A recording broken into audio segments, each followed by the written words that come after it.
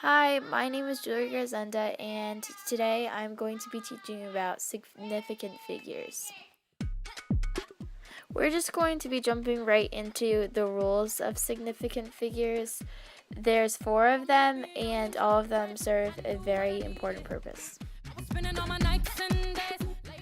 Rule number 1 is that all non-zero numbers are always significant. The non-zero numbers are 1, 2, 3, 4, 5, 6, 7, 8, and 9.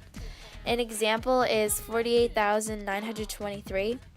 How many sig figs are in that? And the answer is 5. To rule number 2. Rule number 2 is all zeros between non-zero numbers are always significant. An example of this is 900.06. There are 5 6 figs in this because if you count the zeros in between the 9 and the 6, there are 3 of them, and including the 9 and the 6, that makes 5. Rule number 3 is that all zeros which are simultaneously to the right of the decimal and at the end of the number are always significant. An example of this is 8.1000. There are 5 6 figs in this because there are 3 zeros after the 8 and the 1.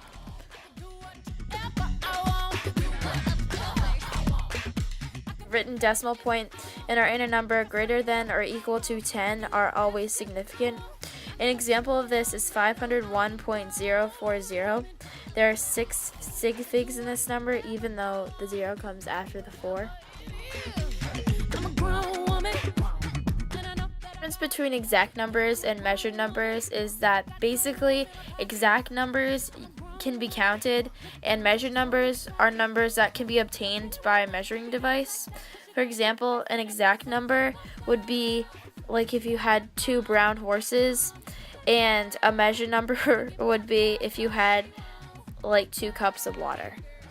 So significant figures are important and useful because they tell us how to round, but they also make sure that the answers that we get from problems aren't more precise than the numbers. Sig figs in addition and subtraction problems, the answer cannot contain more places after the decimal point than the smallest number of decimal places. For example, in the problem 6.059 plus 7 equals 13, there would be no digits after the decimal point in the answer because 7 had no digits after the decimal point. The next example is 10.1 minus 3 equals 7. There would be no digits after 7 because there was no digits after the decimal point in 3.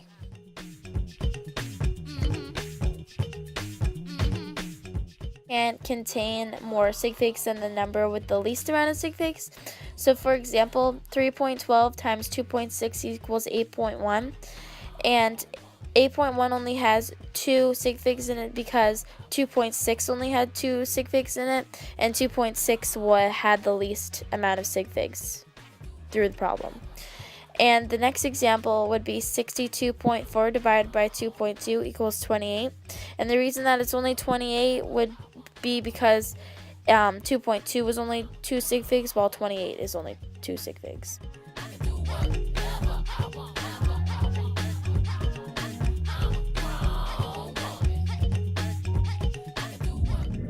So, for my problem with multiple operations, I chose to do 4.36 times 4.78 divided by 2.2 plus 7.02 minus 0.3.